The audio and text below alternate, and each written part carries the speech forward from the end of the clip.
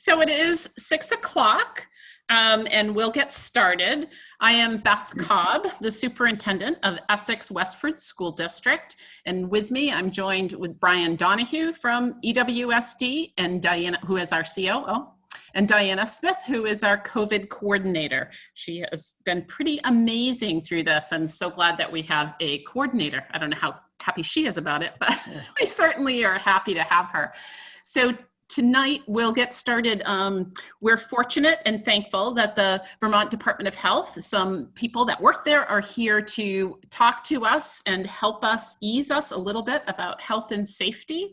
And Brian and I and Diana are here to answer some questions about EWSD.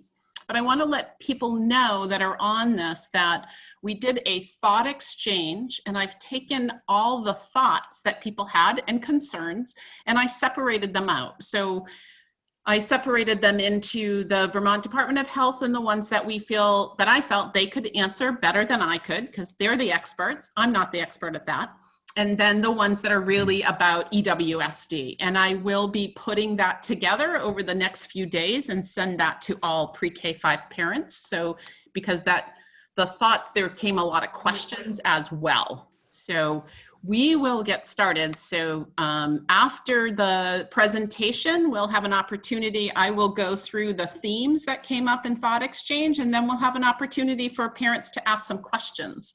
And the Q&A is down, I think it should be at the bottom of your screen for parents, and we'll be able to read those. We'll read them out loud and answer. So I am going to turn it over to Shannon, maybe? I don't know who's beginning from Department of Health. Hi, Emily. Hi, I'm Shannon Stem. I'm a public health nurse. I work for the Burlington District Office for the Health Department, and I support school nurses. And this is Emily.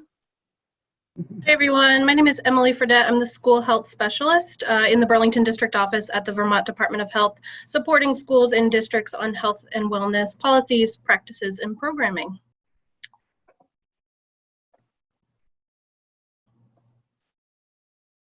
You want us to introduce ourselves? ourselves? Yeah, go for it. Hi, I'm Sharon Lee Truckfree, Vermont Department of Health, a state school nurse consultant, and I support the standards of practice of school nurses around the state and work with these wonderful liaisons. One more colleague. And I'm Sally Kirshner from the Vermont Department of Health. I work with Sharon Lee on the overall technical assistance to the schools, child cares, the summer camps for staying open and opening during the pandemic.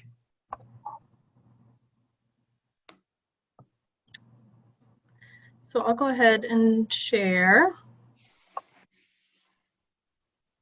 While you're doing that, Emily, I'll just mention that Sally and I are part of the team of 8 who respond to the hotline, a warm line, 5 days a week.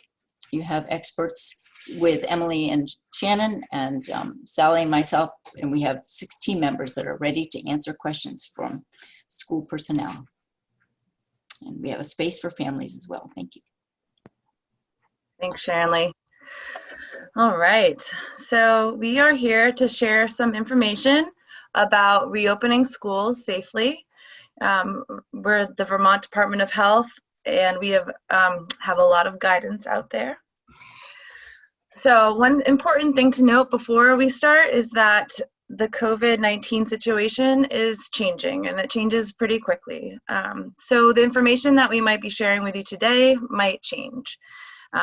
So just keep that in mind, that it's good that it changes, because that means we're looking at the situation differently. So it's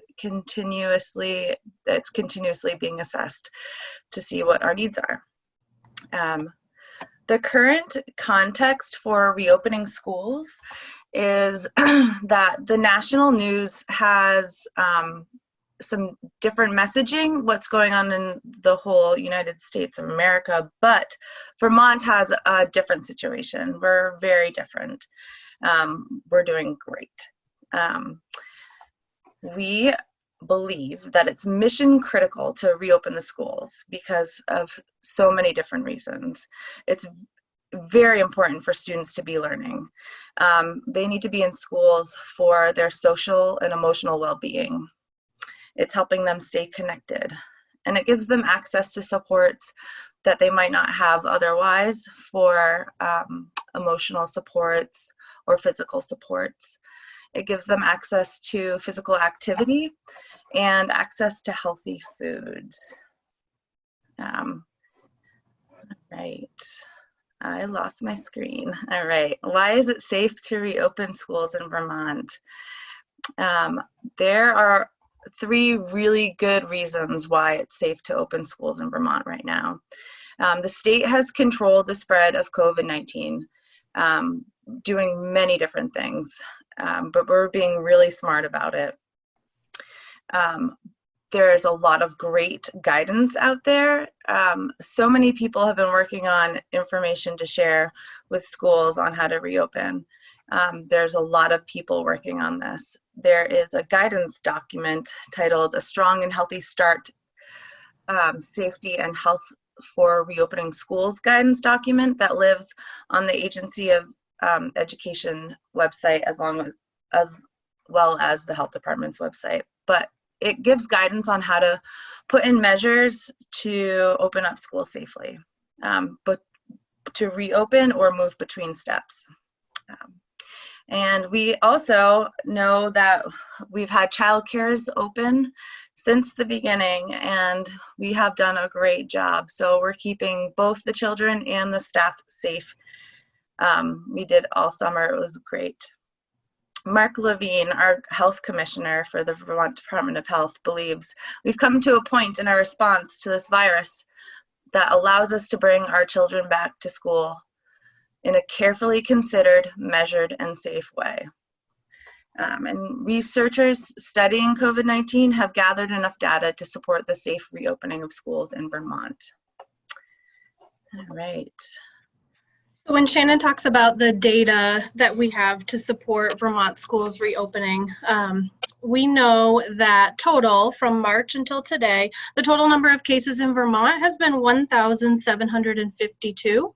Of those, only 64 cases were those of children between 0 and 9, so 3%. Our daily number of cases peaked back in April 3rd. On April 3rd, we have had 7 cases associated with schools and childcares. Now that's not 7 cases happened within a school or childcare, but just that the case was associated with schools or childcare. But that so far there's no evidence of transmission of COVID-19 in Vermont schools. Our positivity rate is approximately 0.6%. That's calculated the percent of all COVID-19 tests that are positive, which means 99.4% of the time it's not COVID. We are very proud that we are #1 in the nation for our contact tracing program. We'll talk a little bit more later in the presentation about contact tracing and what families can expect. But 96% of potential contacts are notified within 24 hours. So that's really great, and you can trust that if you or your child is identified as a close contact of somebody with a confirmed case of COVID-19, that you will be contacted by the Vermont Department of Health, and you will be contacted quickly. We have a lot of data available at healthvermont.gov. We also have school-specific data related to the number of cases that have happened in schools. So certainly visit healthvermont.gov if you want any additional data. We also want to note that we have a Safe and Healthy Schools task force that has been convening all along, made up of a wide variety of individuals from the various organizations and agencies that you see on the screen. And right now that group is convening weekly to review guidance and talk about the safe reopening of schools. So you can trust that there are a wide variety of folks, again, from multiple agencies and departments that are working on this. And we've talked so far a lot about the guidance that we have. And so when we refer to guidance, it's this document, A Strong and Healthy Start. This is publicly available on our website. It was last revised in August. And again, they're currently working on updating the guidance. So if anyone is interested in viewing that guidance, it can be found on the Department of Health website. So We know that what shows up in school is a reflection of what is happening in the community. Schools are not the main drivers of COVID-19, but there are some school-specific strategies that help reduce the spread of COVID-19. So we've put them kind of in 4 buckets. The first one is that we're promoting behaviors that reduce the spread. So in our guidance, we are promoting physical distancing, washing hands, wearing cloth face coverings. Those are all things that have been occurring within schools and will continue to occur. Maintaining healthy environments, so ensuring proper ventilation. I know that there are some folks from the district on here that can definitely speak to that if a question arises. Having strong cleaning and disinfecting policies, and continuing to clean and disinfect frequently touched surfaces. Maintaining healthy operations, keeping students in pods and cohorts and their classes, limiting visitors and volunteers. And then we will talk more about this, preparing for when someone gets sick. So again, engaging in the contact tracing program when there is a positive case, having isolation rooms. We have guidance on school exclusion. So we will be talking about all of these in greater detail. But again, these are the 4 main buckets for school strategies. So I'm going to speak to cloth face coverings for a little while. We're using that wording because cloth face coverings are a specific type of covering for a face. There's recommendations for what those are. They're recommended to be 2-ply, clean, fit properly, and worn properly. If you have any questions about that, there are multiple resources available on the health department's webpage as well as the CDC's webpage. And some of them are really great. So if you want to pull them up and show them to your kiddo, like, this is how you wear a mask, this is not how you wear a mask, they're really great visuals. So that's a great resource to have. The next way to help prevent the spread is to physically distance. And you might have heard it called social distancing, but we're going to use the term physical distancing. So there's a lot of guidance on the CDC about distancing and in our Vermont Health Department guidance. But we do know that it's really important to try to physical distance as much as possible. There's different recommendations for different age groups. 6 feet is the best, at least. Adults, they really should try to maintain 6 feet from other adults. And younger students, pre-K through grade 5, should be spaced at least 3 feet apart. And these are all the recommendations. We know that every second it can't happen like that. So these are recommendations when possible. But because it's not always going to be possible for every second, we're always making sure that kids are wearing their facial coverings and adults are wearing their facial coverings. We realize there's been a lot of concern about why some guidance says 0 to 9 for the 3 to 6 feet, and why there's 10 and 11-year-olds that are allowed to be 3 to 6 feet in Vermont.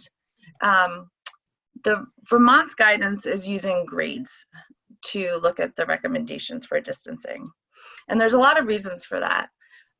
The data for COVID has been gathered in decades. So it's broken down from 0 to 9, 10 to 19.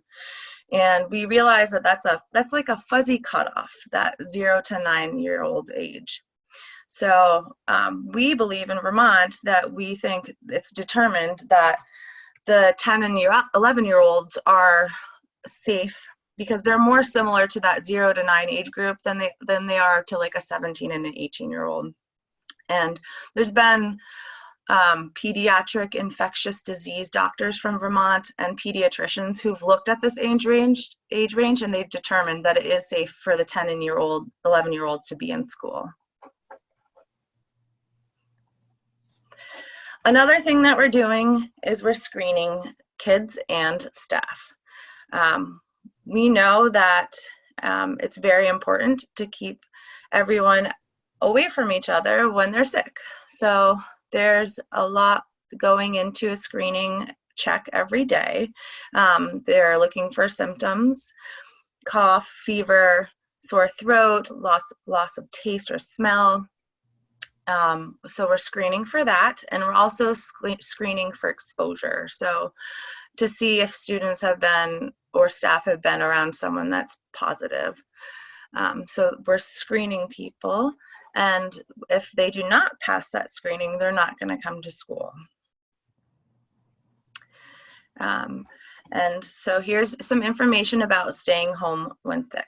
So right off, we know that with kids and adults, come cold and flu season, there's going to be people that get sick. And there's going to be a lot of kids that miss school because of that sometimes. So kids that are not coming to school, staff that are not coming to school, or anyone that are showing signs of COVID. There are a few instances where kiddos might come to school where they might have a runny nose, but the school nurses have talked to the doctors, and they have documented allergy symptoms or well-controlled asthma. So they might have a little runny nose, but the nurse has worked with the provider about that. So also the school nurses and the pediatric offices are using a tool. It's referred to sometimes as an algorithm or a flow chart, but a lot of people worked on this for the past few months, trying to determine when kids can come back to school. So it's really important for parents to know that there is some guidance on deciding that. And there's also going to be a document coming out soon for parents to explain it in some easy terms about when students can come back after being sick. But all of these steps that we just talked about, face coverings, physical distancing, and staying home when you're sick, are risk reduction steps. So we know that there's a chance that there might be a case to occur in schools. So I'm going to let Emily talk about what happens when there is. Yeah, so if there is a case of COVID-19 in the school, the person that is diagnosed with COVID-19 would stay home from school and is instructed to isolate from others.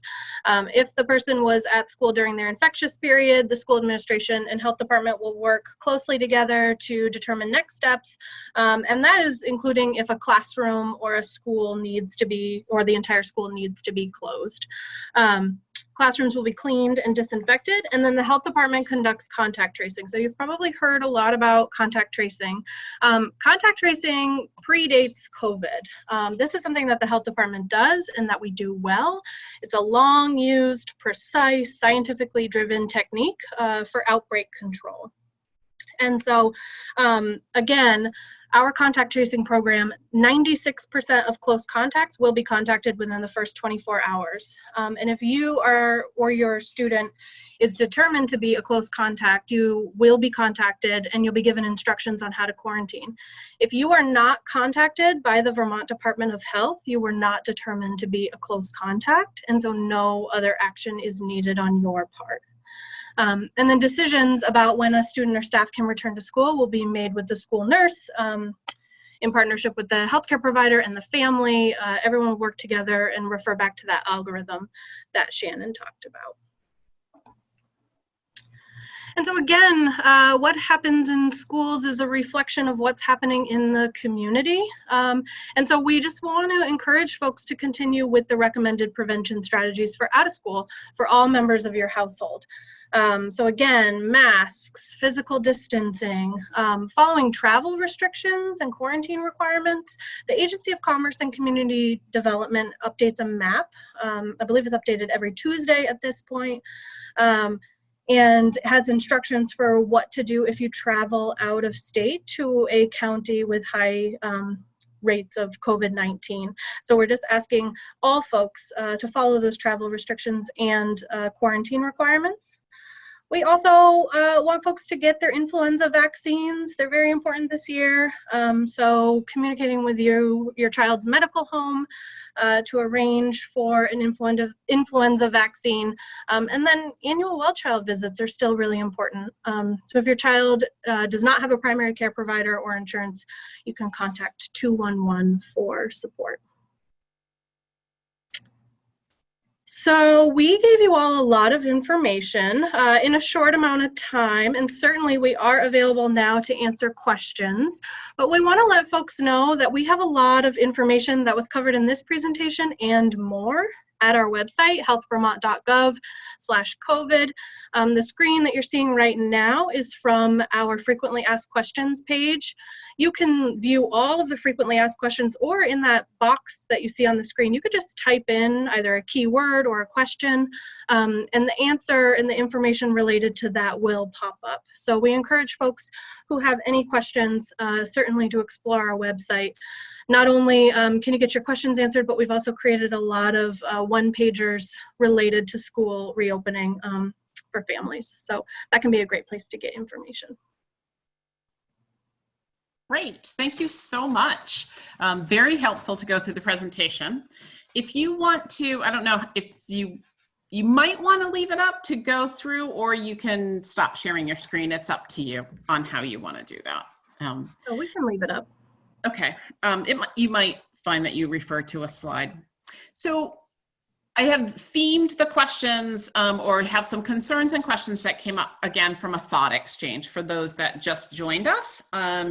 We have lots of responses, and that's great. We usually take this information into consideration and figure it out what to do and think about problem solving, and to try to find out what people are thinking about. We did it before school started, and then we did it again for pre-K-5, and we have lots of participation. So we have some questions for the Vermont Department of Health, and for those of you that joined a little later to this, I separated the ones that were just for our EWSD or school specific, and then I will answer those over the next few days, and I'll send some to principals as well if a school came up. So we're going to take advantage of having the Vermont Department of Health and ask those questions.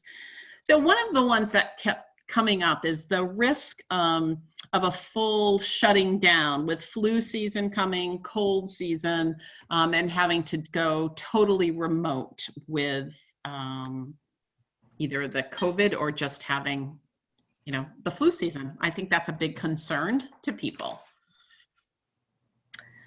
Yeah, absolutely. So just going back to what will happen if there's a case of COVID-19 in schools, we feel that these things that we've outlined, they're proven public health methods that we hope will prevent the need to temporarily move to remote instruction. If there is a positive case within a classroom, our contact tracing program will do its due diligence. The classroom may shut down, but between our contact tracing program and all of the prevention measures that we're putting in place, we're hoping that that is not the case again. Okay, great, thanks. This concern has to do, again, with shutting down and just the interruptions in learning and adjustments for families. And I think I just put this on here because I think it has to do with the shutting down and the nervousness of a COVID outbreak or whatever. And I just wanted to mention at this point that if there is a case, and I work with the Vermont Department of Health, and we work together to figure out what's the best move for the school. The only way that we would go totally remote is if the state moves into that, and it's called step 1. So there's kind of confusion around that, and that would be all schools going back to step 1, and hopefully we won't do that. Nervousness about ventilation, and I bring this one up because we do have Brian here, and it's the nurses also in the guidance talk about it. So Brian, you want to talk a little bit about what we've done, and we'll have more information to send out too. Yeah, I think particularly with COVID-19, indoor air quality is super important. There were recommendations in the guidance that the Department of Health just reviewed We've also been using information from the Harvard's public health school, the Chan school, had wrote a pretty significant document on what can be done in schools to open safely. So to date, we've taken those precautions to the degree that we can. We continue to service, clean, manage our equipment to its highest optimal level. We've added in air purifiers. We've worked with nurses to make sure that people understood both the intended and unintended consequences of fans, especially high volume, high velocity fans. We continue to work with Efficiency Vermont, testing agencies and organizations in the community, consultants to try to continue to improve air quality, both for this current experience as well as going forward. You know, we are certainly, our buildings are of a certain age, and therefore they're not brand new buildings, so they have some elements making it challenging, but we're taking every step and continuing to do our work so that we can have the best environment. Great, thanks, Brian. We do have some information. Beth, could I just, yeah, I was going to say that we've got quite a bit of information on our FAQs and that cover all our steps that we've taken since last May. And those are on our website on the COVID page. So one of the, there's a concern about, I'm going to bring it back up because I think I should answer it some too, about a class closing down because of a COVID case. And that is done through the contact tracing, working with the Vermont Department of Health. Diana would be on that. We have assigned seating as well. Thanks to Diana, we now have maps that we can use. So each teacher, if we're home over the weekend, we'll have access to that, where a student or teacher was, who was sitting near them. So we're getting even better at our contact tracing, knowing what and anticipating what will be asked. So there's a lot we have to do on our end for that. And I am grateful for the Vermont Department of Health and putting an Excel sheet together that we go and plug in all of that information. So I feel like that system is a good system. And I know that some schools that have had thought there was a positive case, they were able to contact trace at a pretty quick speed, and we're learning from them what they didn't have, so that we can learn as we go as well. So that's helpful. I agree that there is a need, this is a concern about needing to know about quarantine, and that the Vermont Department of Health, if you get the call, the contact tracing is really important to answer when the Vermont Department of Health calls you. And answer the questions, and that will help us as a school as well. It may be that a whole district doesn't shut down. It may be that a school has to shut down. So for, and go into some quarantining at some time. It's hard to give you the specifics when there's so many different variables and what that may look like. So, and we have those concerns as well at school, and we've been working on them. We role played as a leadership team on cases and what would we do, and really wrote out some steps for us. We felt that was really helpful to all of us. So Vermont Department of Health, help us. I receive concerns from parents about that we're opening up too early and that we haven't given students enough time in hybrid. So since July and August, when we knew we were headed into hybrid, I did say we'd be tracking 4 to 6 weeks and to make sure that we have our protocols in place, making sure that our county and state are healthy, which they are. And it is 4 weeks, so we are opening after we've had good signs. And I even have to say we were tracking and watching things this week as well before we moved to opening. So could you speak to that if you, yeah. Yeah. So I'm not sure if Emily mentioned this earlier, but right now Vermont has seen the lowest 2-week period for new cases since late May. And that's even with schools reopening, college students coming back, people going away on vacation. Like, we're doing really, really well. So that's one thing to think about. Also, I feel like And Sharon Lee or Sally, please correct me if I'm wrong, but we started step 2 to ease families and schools into going back to school after being out for so long. But we were in a place where we could have started in stage step 3. Yeah. Well, we were in step 3. Actually, the state data and all of the information about those who were getting sick, the transmission rate, we were already in step 3 back in May. And several of us were very strong suggesting, you know, I think it would be good to start in 2 so we can practice and feel what it means, what it looks like to be a little bit more careful and a little bit more constrained. And Secretary French was pretty clear in saying really the first couple months of school are to focus on social emotional issues, getting people comfortable, settled in the process. And as teachers all know, you have to get into kind of a routine. So getting that process started was what allowed people to say, okay, we've been able to do this and we've proven that it's gone well. Let's move forward and get really into step 3 where we belong. There, I see a question in the Q&A around experiences talking about warmer weather, but Sally and I have been on this since March, and March is not warmer weather, and that's where all the childcare were and still are being very active. So we've all been able to survive the cold weather in March and April and early May, as well as really the freedom of those who then opened in the summer. So we're anticipating. And I'd also like to, this is Sally speaking, though I'm listed as Emily.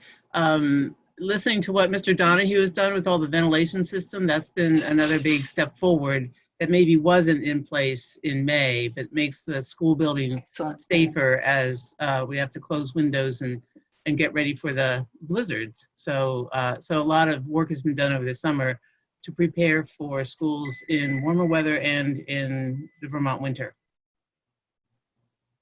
The other thing I noticed, and so glad that Brian is on, the question about cleaning supplies. The list of cleaning supplies that schools are being recommended to use are all in, there's a certain category that is the safest and greenest products. And schools are all using those for their process of cleaning.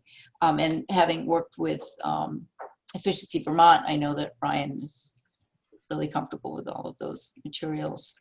Yeah, we're sort of required and we're desired to make sure everything is on what they call list N with the EPA. You know, by no doubt, we're choosing to disinfect and introduce cleaning at a rate and a degree that is completely unusual. But we also look at that to be really prudent because it maintains the health and it protects us against fighting the virus.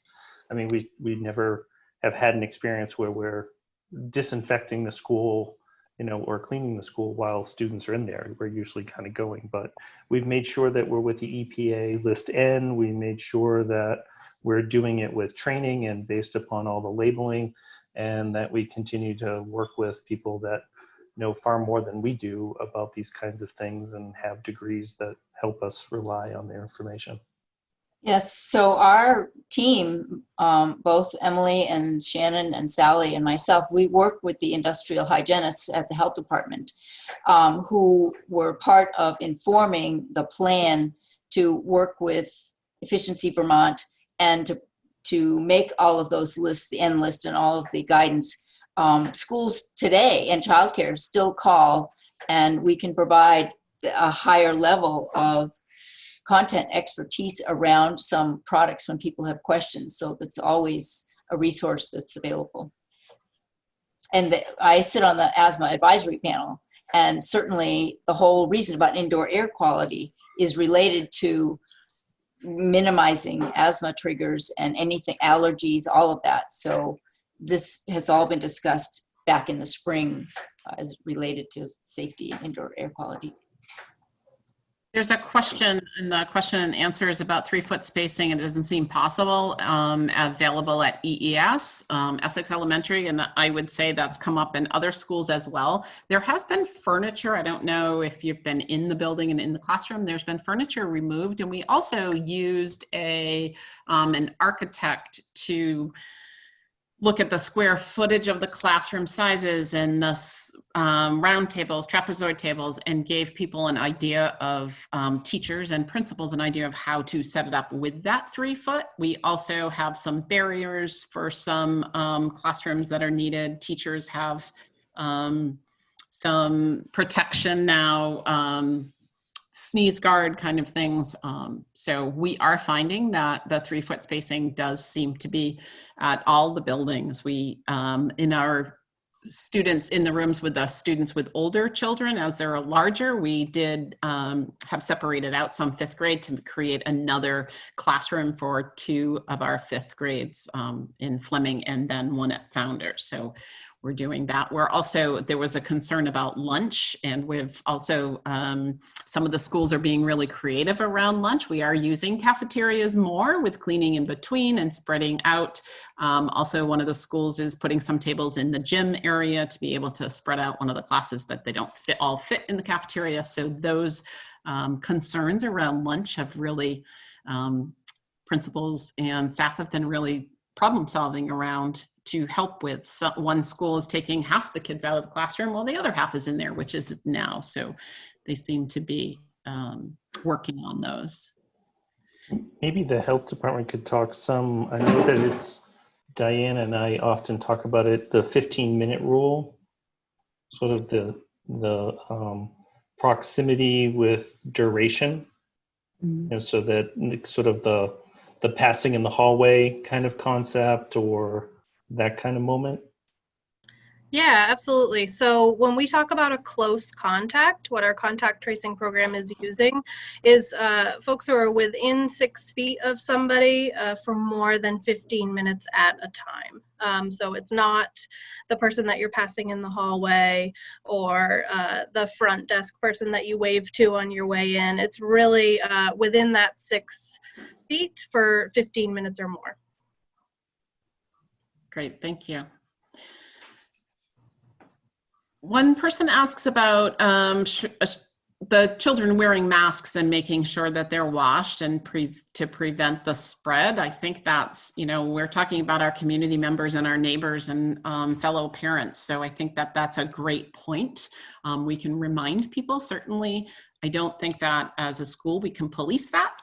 We certainly can provide masks, and we do on a daily basis for people that forget them, or I'm sure there's a few that have looked maybe that they needed to be washed, and a teacher probably has given them a fresh one to start the day. So I'm sure that happens. I dropped mine in a puddle today, so I needed one from my car.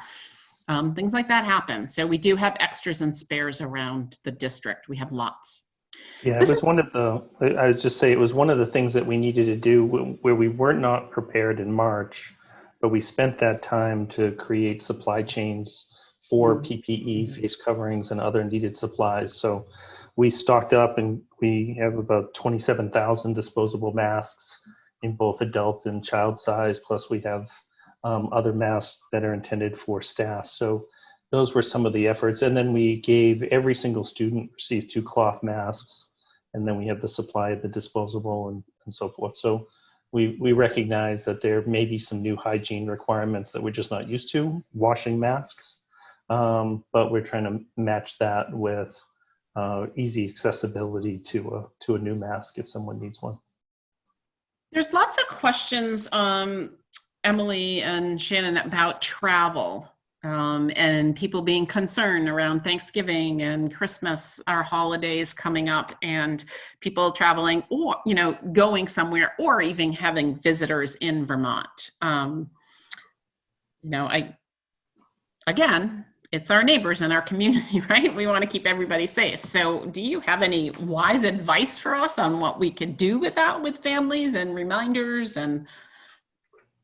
Yeah, absolutely. So again, just redirecting folks to the Agency of Commerce and Community Development's website. There is a leisure travel map, again, updated every Tuesday, that outlines each county based on their active cases. So if they have less than 400 active cases per million residents, they're green, and we have said that it's safe to travel to that county and come back without quarantining. And then if they have rates higher than that, then it would be yellow or red. And so folks would be required to quarantine upon return. And so all of that guidance can be found available on that website. And then we also have some guidance for Vermonters specifically on the Health Department website. But yes, we would love it if folks would take a look at the travel map prior to making any sort of plans to see if where they are going or where they're hosting folks is a yellow or red zone. And there's also some specific guidance about if you are hosting out-of-state travelers. Yeah, maybe we can get some commercials on TV saying stay home for the holidays. You know, it's going to be tricky. That is planned. Oh, it is? Oh, Right. yes. They're all over that. We definitely talk about that. We've actually, brainstormed, do we give an extra 2 weeks at Christmas, around that holiday season, but that would just promote people to be away even longer and teach remote. And then what do we do for families that, need that in school? So we have that brainstorming. Yeah. And just to reinforce, we've been talking a lot about how great in Vermont we are. We have the really low rate. And then if you listen to the governor and our commissioner on the press conferences, they're still very worried because the areas that are around in New England and where people readily travel into and out of Vermont there's many red or yellow and red areas. And recently they've become more frequent. So areas that used to be green, like in mid New York State and some areas in Maine and New Hampshire, are now red and yellow. So these are areas I'm thinking where there might be a lot of travel back and forth for holidays or long weekends.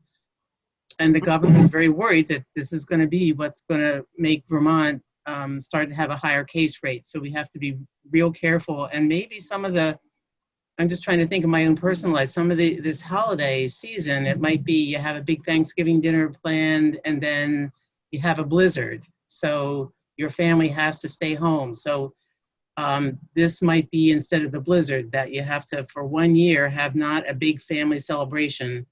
And it's hard to do because we've been isolating ourselves since the spring. But this might be the 1 year that we have to let go of these traditional family gatherings or alter them in some way. I can see myself Zooming on Thanksgiving with my dog. Yeah. So there's a question that I can just answer real quickly. I would like to know how you see changes to the current hybrid program affecting the virtual academy. Interestingly enough, we've had about 30 students leave the virtual academy to attend 5-day in-person school, which I thought it would be flipped. And we have about 5 families that would now like to go remote. So that has worked out good. I did not put out there that we wouldn't have it. I said we had to problem solve around it. So we needed some numbers. And I know that made some people uneasy in the thought exchange about that we weren't offering it. It was that we needed to problem solve. Lots of people are with concerns around just being home ill with COVID and the learning that will be happening. I would say that teachers, just like in any other time, will send work home and some remote. We're not expecting to teach remotely though for our classroom teachers if a person has to quarantine, but definitely some work just like they were out sick.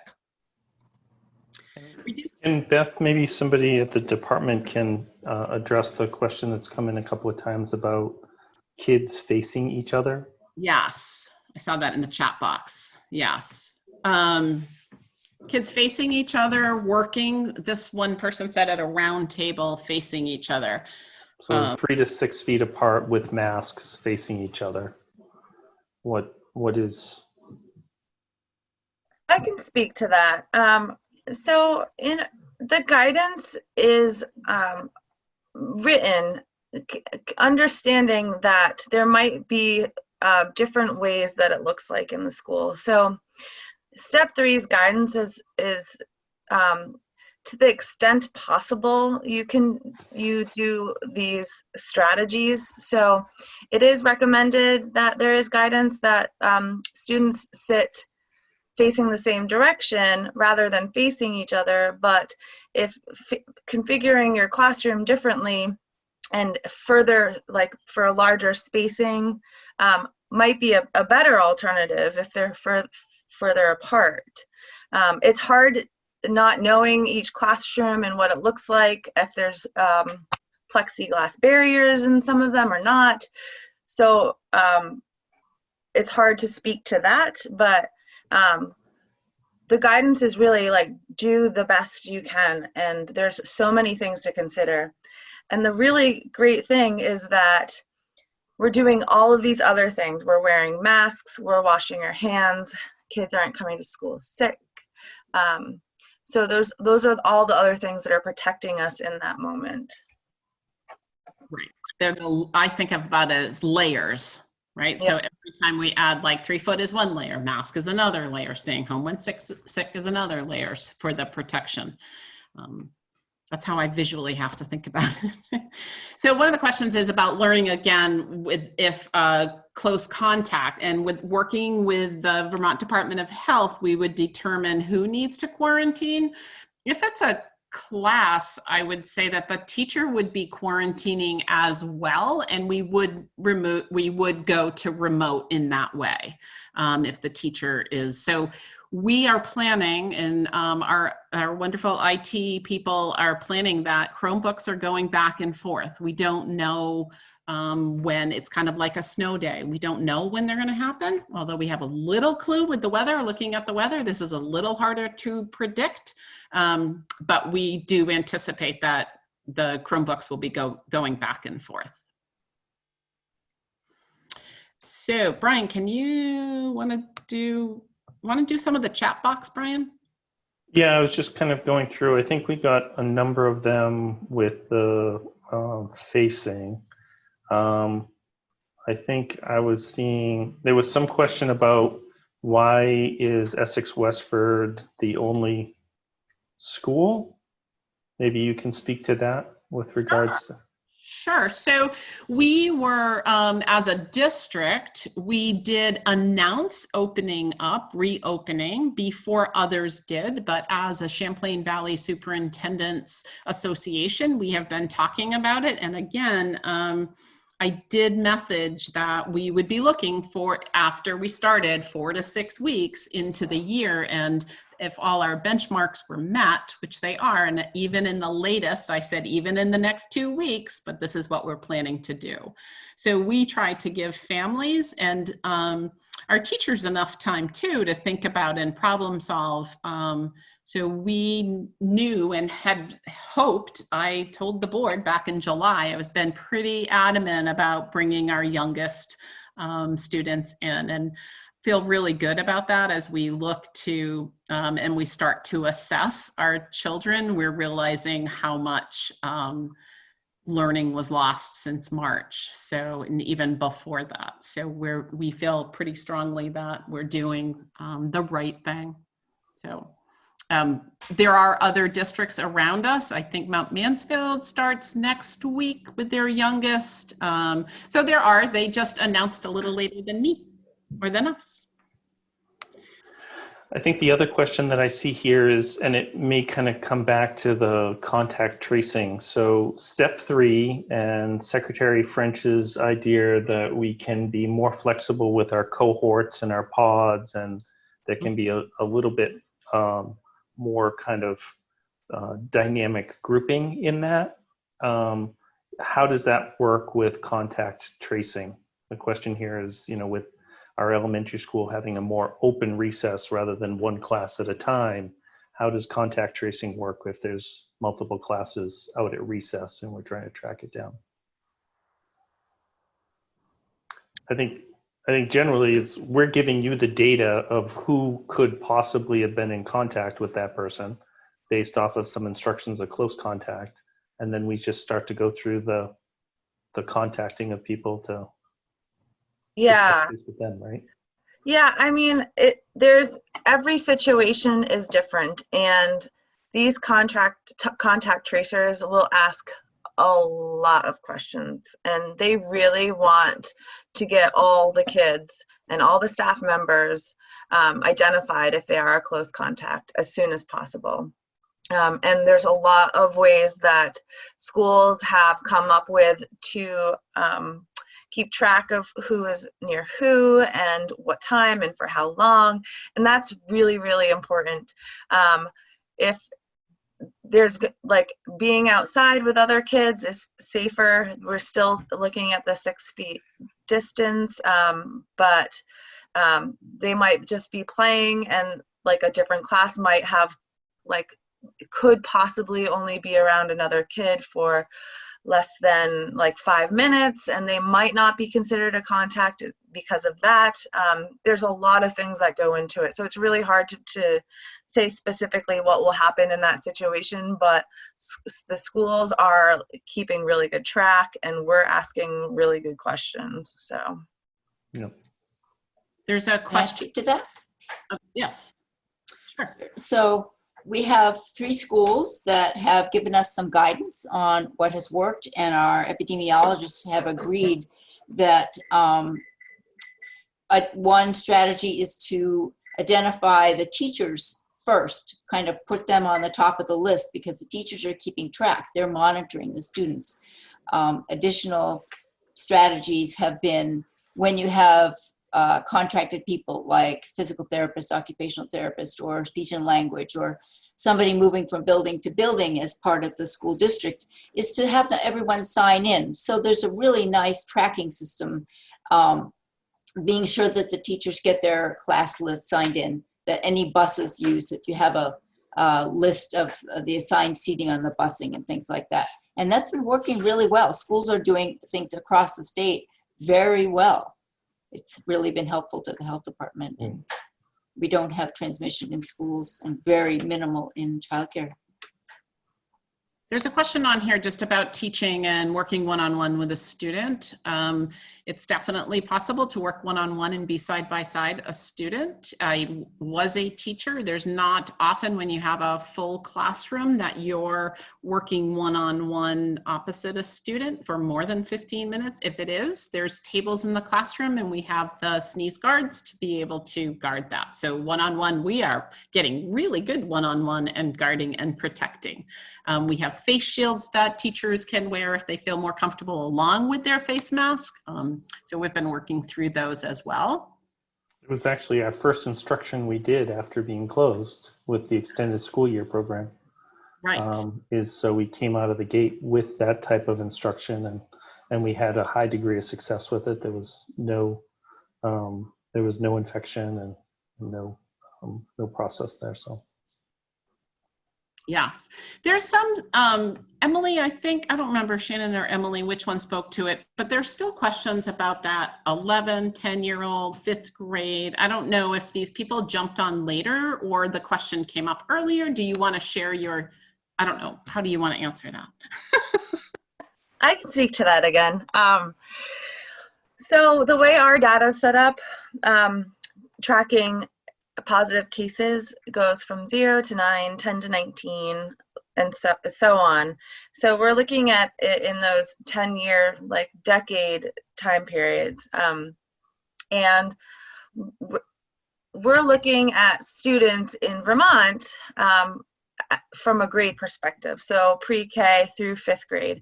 And we're doing that because their bodies are similar to each other. A 10-year-old is not going to have the same physical appearance or size. Their body's not going to work the same as an 18-year-old. So they're more closer to the students that are 0 to 9 years old. And a lot of people put into consideration what that looks like in a school when a 10-year-old is attending school. There's some really great pediatric infectious disease doctors and a bunch of pediatricians around the state and a lot more people that have really put a lot of thought into, is it safe for these 10-year-olds to come back? But we're looking at it more at the grade view instead of the 10 through 11-year-olds. Thank you for addressing that again.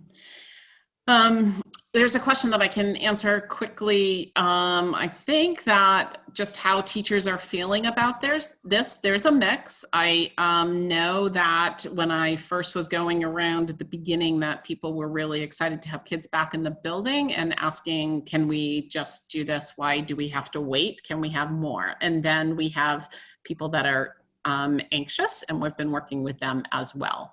We do have some that took a leave, and that was fine and needed to, not through this, but prior to. So we had teachers that were anxious prior to, and staff. People are asking if you can jump to virtual academy if you're not comfortable or through the holidays. We'll have to see how many people want to do that. I will say that, and it's one of those things that we will problem solve in the couple of weeks coming up and figure and work around that. Again, we do have openings in the virtual academy because we only had 5 that wanted to move to that. Let's see. What about the emotional impact to kids wearing masks 5 days a week, all day? So I have seen many students outside and taking mask breaks, and teachers getting them outside. And some people say, well, that's not going to happen in the winter. And I say it should. We live in Vermont. Kids need cold air too. It's good for them.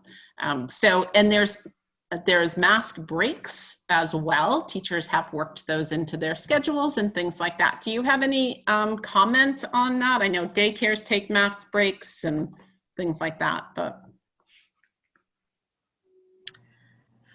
Yeah, Sharon Lee, I see you unmuting, and I think that you have worked really closely with childcare providers throughout this. So if you want to speak to the mask wearing 5 days a week, I think that would be welcomed. Well, we have some resources that I can share again with Diana to share with the staff regarding how different ways to help kids and staff play games and learn to wear masks, face covers.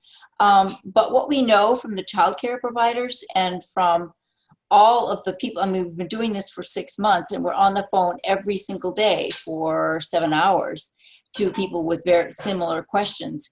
And we're hearing that the kids are adapting amazingly well to the masks. A colleague recently said that her son, when he was told he could take a mask break, he said, "Mom, I feel like my mask is a part of my face. I didn't even realize, I'd forgotten it was there. I didn't even need to take it off, except to, eat and drink or whatever." My grandchildren wear masks without a problem. And they're 3 and 6. And I think the 2-year-old might not wear one for a long time, but we're hearing a lot of good stories. And we know that communication, all of you are those who are teachers and know human development, communication is by so many additional means besides a mouth. Seeing a face, the actual smile, you can always draw on your mask. But communication is body language, eyes, and all kinds of respectful manner of interacting with one another. Great. Thank you. I do think the social and emotional, I think that was on their presentation as well. It's really important that we are able to serve our children right now, especially our youngest children, around social and emotional learning. And we've done a lot in the district to implement standards, and we have our social and emotional learning coaches that are working with teachers now, and will continue to do that as we pull kids in. We know that we need supports, and some have, there's definitely trauma around this, and the best place to relieve children of that and get best practices is in the schools. So I believe that we're doing the right thing for social and emotional and being with our kids. Some of the things I'm seeing are district related, and what I am going to try to do I haven't done the webinar before, but I'm going to try to see if I can download these questions and then I'll be able to answer them. There's some about reorganizing to a UVM schedule. I do worry about families with that. We certainly could put out a survey and to see if that would be helpful to families or not. Do we have enough subs? We have some permanent subs that have been hired in the buildings. So they're there on a daily basis. Do we need more subs? Yep. It's always an issue in schools. And we see that across Vermont. When I was on the other side, we had substitute. Well, I think more than ever, it's an amazing way to serve your community. If you're in that position and you can do it, yeah, you're really serving as a hero. Yeah, there's more on the combining the vacations and doing things like that. I definitely think that needs to be problem solved and looked at, and we've already started those conversations, but it sounds like parents are thinking about that as well, and we can move to thinking about what that looks like. And for the families, for all families. What will lunch and recess look like? That is going to be coming out from each of your schools. I know that principals have been working on some communication. Some will be eating in cafeterias, recesses. There's more of the structures are being opened now. That has been, so the schedules you will learn from your teachers and your buildings. I can't speak to every building, but I've talked to every principal about what lunch looks like and the problem solving that's going on.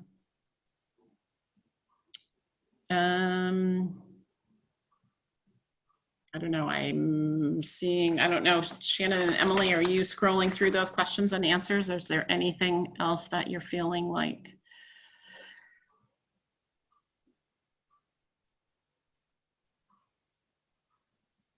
This is Sharon Lee. I did see a question about the foggers. I know that was a really big question. We spent about a month on those questions. And the challenge was that all the research on those things was done a decade ago. And the manufacturer and the products have changed. So Harvard and CDC are kind of in the process of gaining more information. But what we know is the products currently used are on that end list that Brian spoke about. And the key factor is to use the fogger as it's prescribed and with the product that is specifically designed for it. The one thing that we have been able to learn is that fogging doesn't take the place of cleaning a surface. That cleaning the surface of really high used areas needs to be done by a wipe with a, whatever you choose as your product and your wiping agent, whether it's a disposable or a washable rag. But, a fogger only comes down, so things underneath don't get cleaned. So you want to, things that are really high touch need to be accessible to the fogger. Yeah, we make the distinction between cleaning and disinfecting. And, Thank you. And so that's an important distinction in looking at which equipment and which method we're trying to put towards it. We also have electrostatic foggers. So they're using the same material. It's a list N material. It's actually the same material that we're able to use in our spray bottles for disinfectant that we use with microfiber cloths. But with the electrostatic, it's able to, for places like water fountains, it's able to come around and actually adhere to both the underspots and the entire area. So the key part with the foggers is just like anything, if it's used incorrectly or off label, then it has a problem. So the key part that we found is that it needs 10-15 minutes in right conditions to dry, and up to 20 minutes in more challenging conditions to dry, such as school buses, which we fog in between use for every school bus that's used by 2 different groups. Brian, that's really helpful. And thank you for reminding us about the cleaning and disinfectant, or cleaning and sanitizing, either one, are 2 separate steps. That means for allergen safety, that when you are cleaning places where people are eating, it should be cleaned with a household cleaner, wiped, and then sanitized or disinfected with the second product as part of allergen safety.